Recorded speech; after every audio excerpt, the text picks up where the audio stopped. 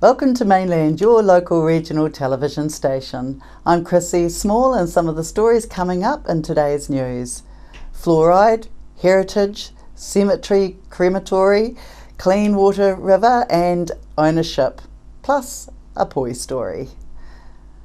Fluoride is an issue that many feel passionate about, from medical professionals and dentists who are for and some who are against fluoride in our drinking water, which also includes some of our local residents. Sarah Cooper from Fluoride Free Nelson is one who has been very vocal about her concerns about the fluoride being imposed on everyone through drinking water, and was in our studio this week talking about the proposed Nelson Marlborough DHB fluoride decision making change. Sarah has of course been in the news about the government is now looking at handing over the decision making process about fluoride in water to the district health boards, taking it away of course from council. How does that make an organisation like yours feel about the process? Well, we've just finished our submissions to the draft annual plan for Nelson City Council, and those in Tasman have done the same. And we were quite relieved that we'd got that done, and we were, able to. I mean, that's a process that you can't submit to the DHB. The democratic process for the people is taken away. We have no voice with DHB. They pay lip service to public meetings. We've been fobbed off many occasions with, oh yes, we'll do a public meeting. We'll get back to you. And have they I've ever? learnt a lot. No.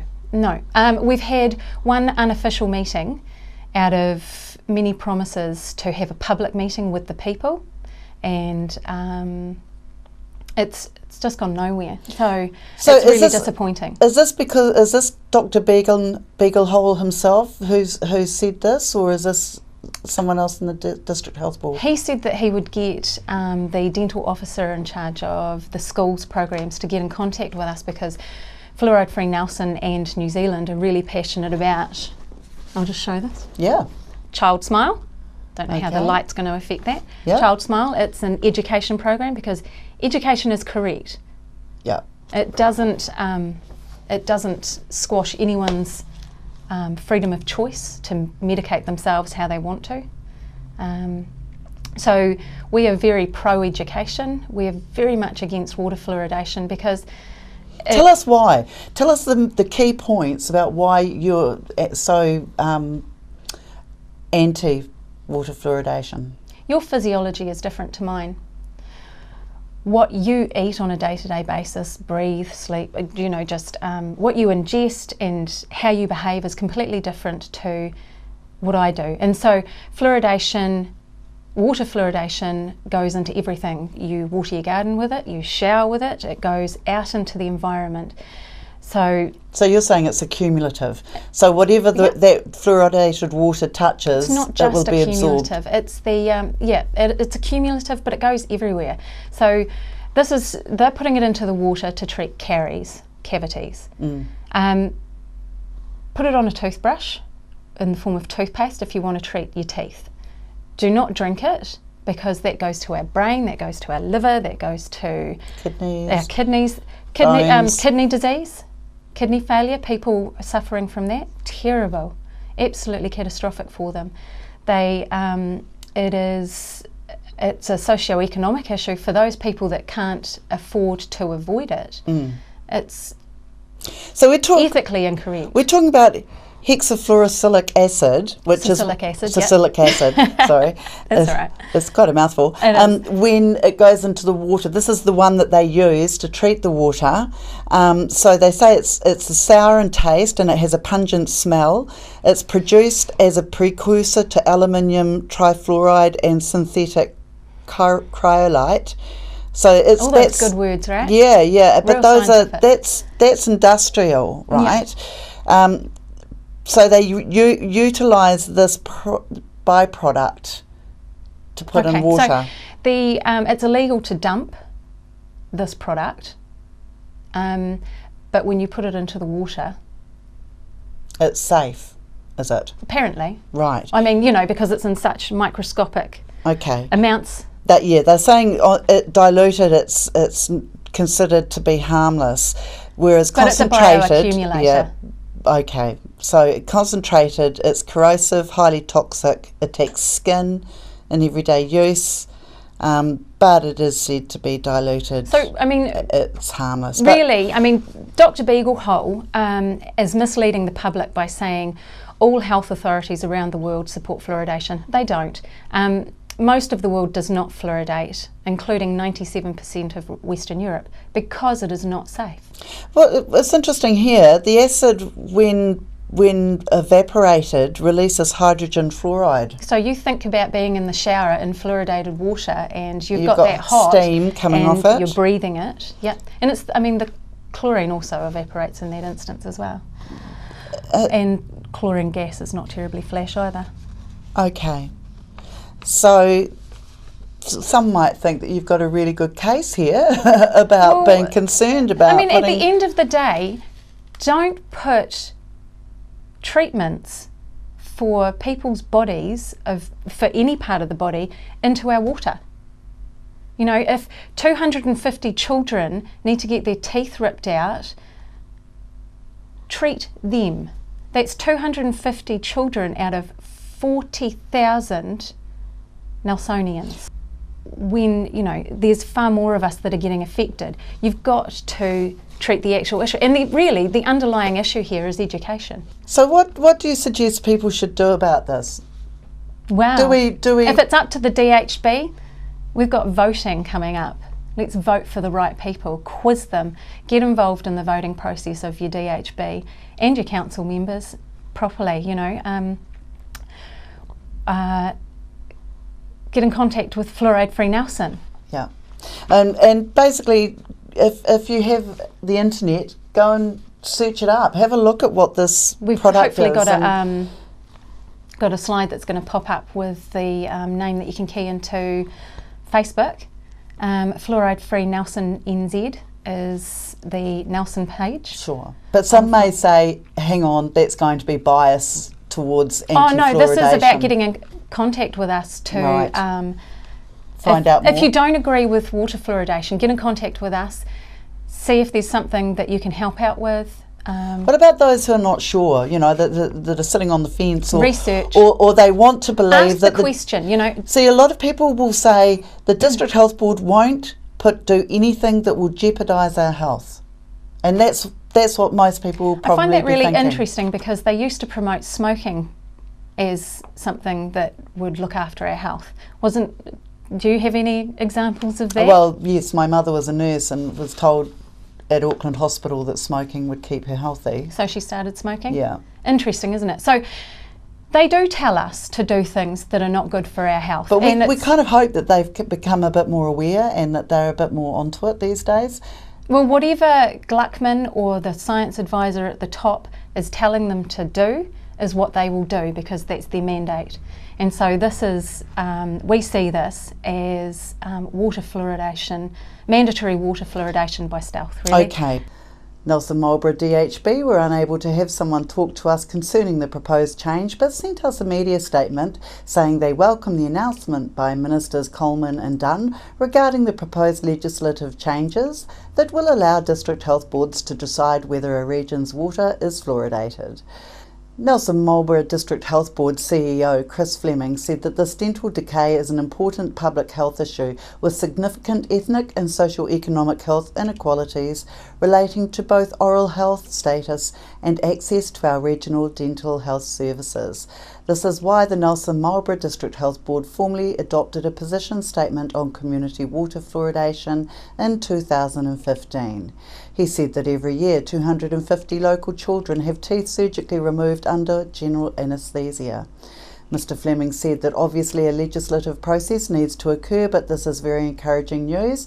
Nelson Marlborough DHB look forward to engaging with the process and the three councils and of course the community.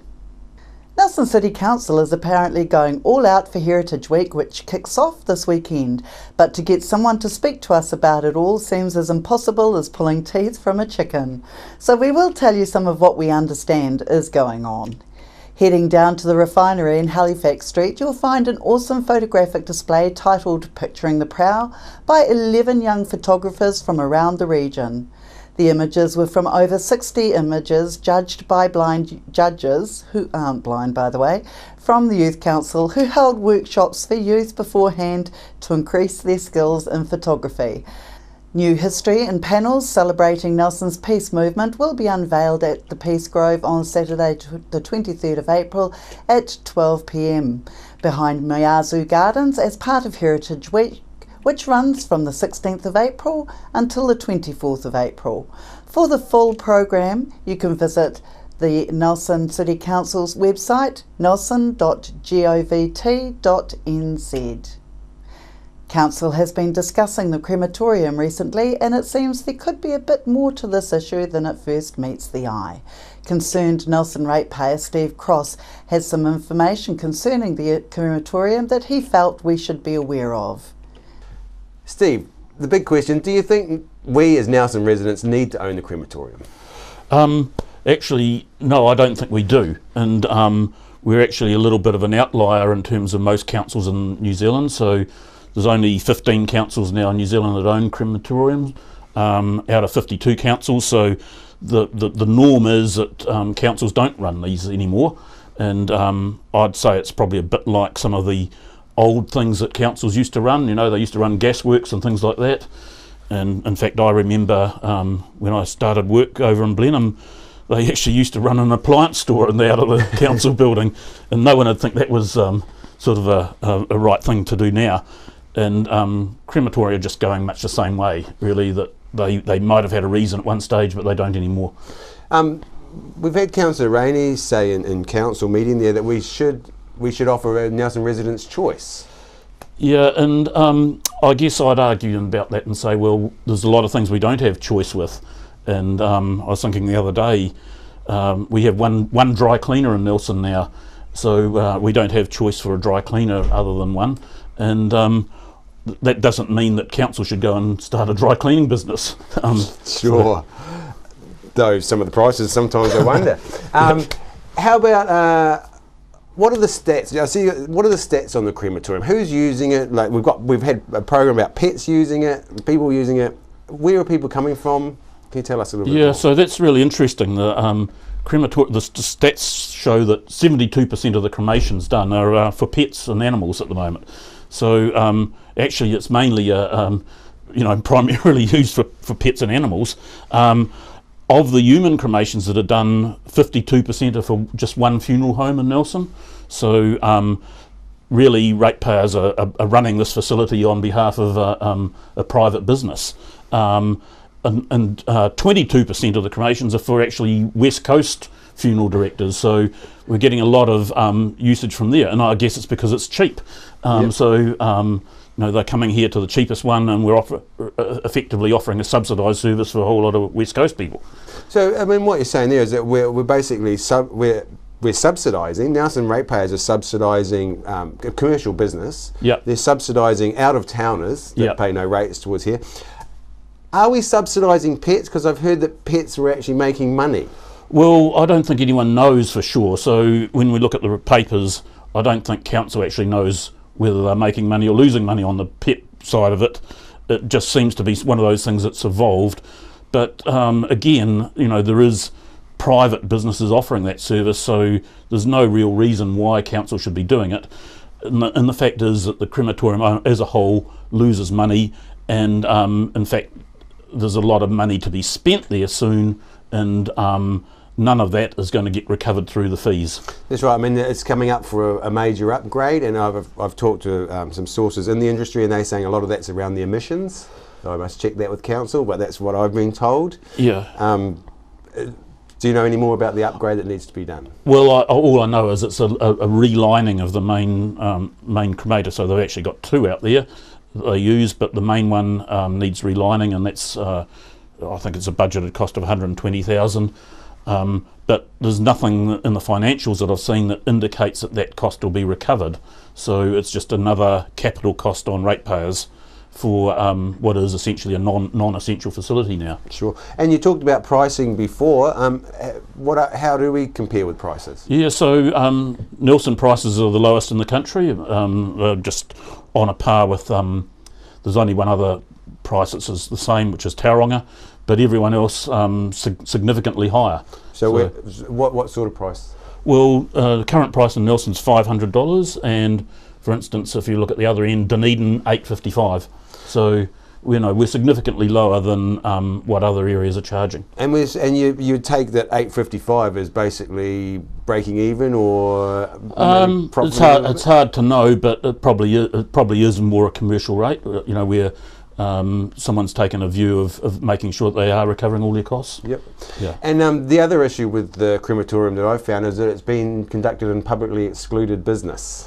Oh, well, that's the norm for the council here. A lot of things are discussed in public excluded business, and for the most nebulous reasons, really. So I'm not surprised, but I can't, it's hard to think why this couldn't be an open debate, and what possible sensitivity there could be around it. It's a publicly owned asset.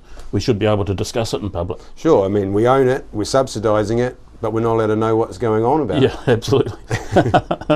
Alrighty, I think that's it. Steve, thanks very much for that information and all your work that you do. I know this is not the only other topic. You've got lots of topics that you're actually interested in, and I hope that we'll hear more from you. Thank you, Graham. Yeah, cheers. While out in the Nelson Main Street, one street vendor produced a local paper which had a sponsored advert in it. He was most upset and spoke to us about why. So Brendan, your concerns are, you're just reading the local rag here, and you've noticed this advert. Is it an advert? Yeah, it's from the Progress Nelson Tasman, and you text yes to 875 or email to support the link. Right, is there another way, can you vote no on that as well so they get a balance? It doesn't appear to be a no in here, because the people that vote no would be people on low income, so there's no one really backing them, how I see it. The paper could do that though. The paper could do a text no, couldn't they? Yeah. See, the problem is with Auckland's put in 100 southern links, and what have they got? A traffic problem. It's a railway reserve. We should be thinking about the future of cars is they're going to be self-drivers. You won't own a car. You want to go to the hospital, it'll come and pick you up, and then when you order another one, it'll come and pick you up and drop you home, and it may sit in your street. That's where it's going. We're not going to the transport system's not going to be the same. So it needs to be a public transport corridor. Now, I don't know what Nick Smith has done with the school kids up in Victory Square, but one thing I know, he hasn't asked 716 of them what their feelings are about the respiratory problems that can come from motorways. We spent a lot of money as a council, get the coal fires out of that area and replace them with heat pumps, and now we're putting in a more toxic than a fire. Put in more toxic carbon monoxide, but you can't see it. So there's going to be kids up there with respiratory problems, and it's going to affect them. And do you think you'll be texting this number and texting no to it? I could do, couldn't I? Yeah. There's nothing to say that you can't. Yeah, I'll definitely email them and ask them what their no number is. So for all those that want to text yes, text 875, and for all those that want to text no, text 875. Yeah, make it a balance. You could email them and say, what about texting no? Because we don't need this pollution and backward transport system that's failed around the world. It's a bit like that roundabout, the traffic lights down at Motueka Street. America's taking them out and putting roundabouts in. Yeah. And we've gone and spent all that money. In the news over the last week, there has been a negative response by Ashburton residents over the council allowing consents for a bottled water company to take over 1 billion litres of water from the town's aquifer over a 12-month period. This amount of water uptake is estimated to be what a small dairy farm with 100 cattle would use in the same period of time. I spoke to the Minister for the Environment, Nick Smith, last week about this, and also the fact that New Zealand rivers can no longer be referred to as clean and green through practices like dirty dairying. Your views on the Ashburton District Council selling land and the rights for the abstraction of 1.4 billion litres of water from the aquifer. Yeah, beneath really good the question. town. And it's a classic example of people not understanding it. Let me give you the numbers. Yes. New Zealand has 500 trillion litres of fresh water each year through our lakes and rivers. 500, rightio? Right. Trillion. We use 10 trillion, right? So we only use 2%. Now, of that 10 trillion that we use 6 trillion is used in the irrigation sector, 2 trillion is used for our town water supplies, and 2 trillion is used by industry, right? Right.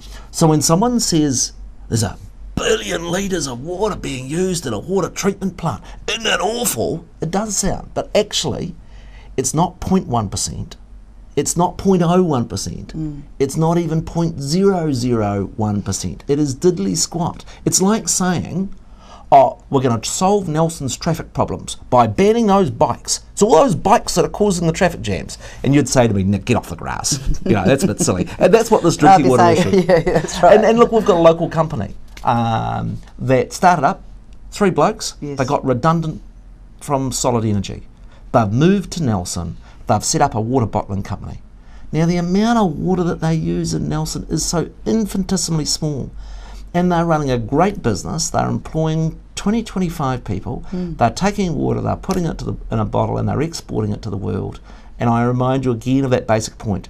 New Zealand currently only uses 2% Right. of the natural water extracted that we have. Interesting you say that they're doing this in Nelson. Where are they sourcing the water? Oh, out in Brightwood, they've Won't be out in the Maitai River then. No. Well, it's out in the Waimeas. But the point I'm making is that actually we need, when it comes to these freshwateries, my plea is let's make them on good science and good technical grounds, and let's not beat up on a couple of local Nelsonians who are doing a good job, who are creating jobs with a bit of entrepreneurial spirit. The thing I find is interesting is this: we're too dependent on dairy. We need to have other industries. Now, the truth is that per job, the pure water industry generates more jobs than dairy does. Yeah. So why would we be opposed to people setting up enterprises of that sort? That's right. But, you know, the concerns of the people of Ashburton is that that's their water supply, and those And they're really misinformed. They're Yeah. misinformed because, when you say 1 billion litres, everyone's huge, it's massive amounts. Well, hang on a sec.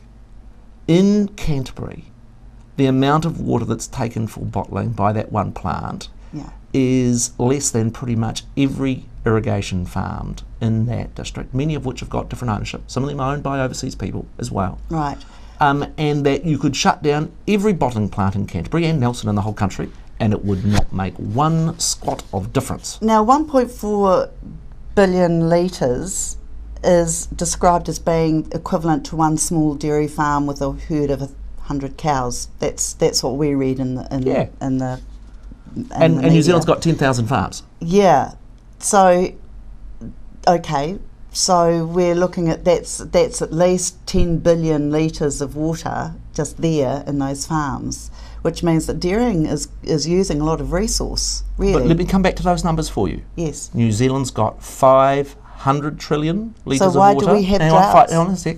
500 Yeah. trillion litres of water. Yeah. The agriculture uses 6. 500, we use 6. And then you ask the question is, well, why do we have droughts?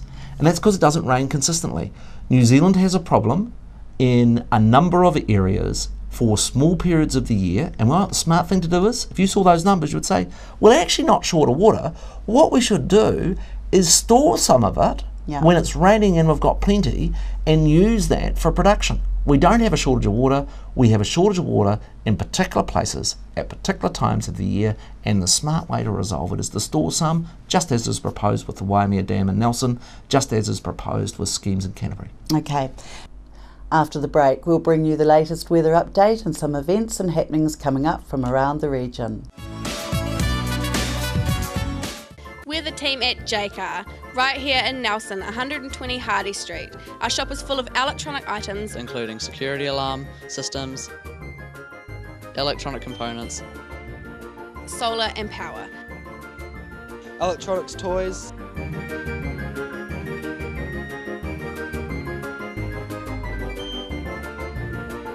Sound systems, cables, and much, much more. Jacob. 120 Hardy Street, Nelson. Are you looking for a scooter, walker, wheelchair, baby seats or pushchairs? Then come in and see the Nelson Region Specialist at Mobility for You, 269 Queen Street, Richmond, opposite the library. We have a huge selection of scooters, walkers, wheelchairs and accessories, along with a free booklet guide. We also provide a breakdown service if you ever get a puncture or a flat battery. We have fully equipped service vans to rescue you. Hi, I'm Robin Jordan and I invite you to call in and see the friendly team at Mobility for You, 269 Queen Street, Richmond, opposite the library. Welcome me hearties to Smuggler's Pub and Cafe, famous for hearty meals, craft ales and a friendly service way. Sensational seasonal menus with meals all day and evening too, or sail in for a snack with special menus for young smugglers and you. Settle in for a jolly old time, relax and enjoy our award-winning dining and lovely fine wine. Decked out in an old worldly way, we're open 7 days. Book or come on in to 8 Muritai Street, not far from a beach, walk or swim. Phone 546408.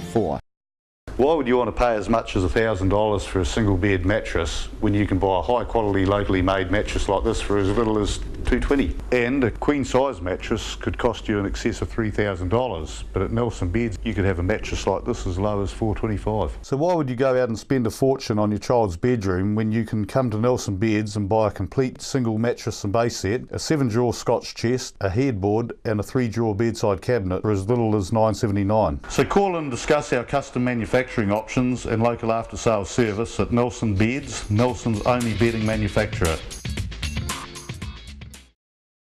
Hi there, Julian Toon, Waimea Telecommunications. We install and maintain domestic and commercial satellite TV, UHF Freeview and Mainland TV installations in the Nelson, Tasman regions. We specialise in Panasonic telephone systems and provide communications, Wi-Fi, IT and wiring for internet, fibre, computers and DSL systems. At Waimea Telecommunications, we also provide specialist electronic systems for features such as a security camera you can watch on your TV, visitor alert systems and much more. Improve your security and communication and entertainment today. Call us on Waimea Telecommunications on 021 472297, ytel.co.nz. Nelson Tire Center, great prices, great service. Buy your own Bryford trailer, all types, all sizes. See Colin Douglas for your tires and batteries.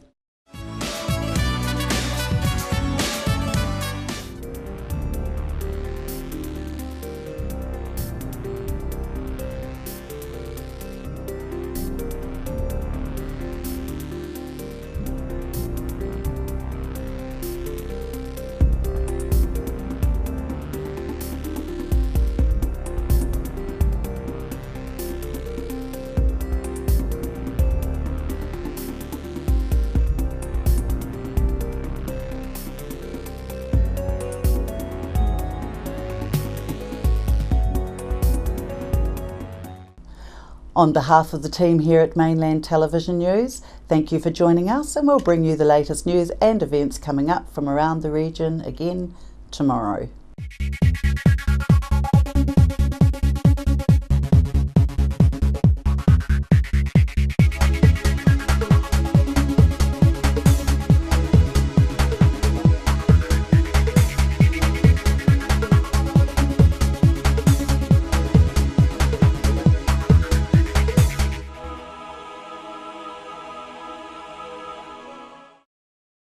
Supporting local content so you can see more of New Zealand on air. Are you looking for a scooter, walker, wheelchair, baby seats or pushchairs? Then come in and see the Nelson Region Specialist at Mobility for You, 269 Queen Street, Richmond, opposite the library. We have a huge selection of scooters, walkers, wheelchairs and accessories, along with a free booklet guide. We also provide a breakdown service if you ever get a puncture or a flat battery. We have fully equipped service vans to rescue you. Hi, I'm Robin Jordan and I invite you to call in and see the friendly team at Mobility for You, 269 Queen Street, Richmond, opposite the library.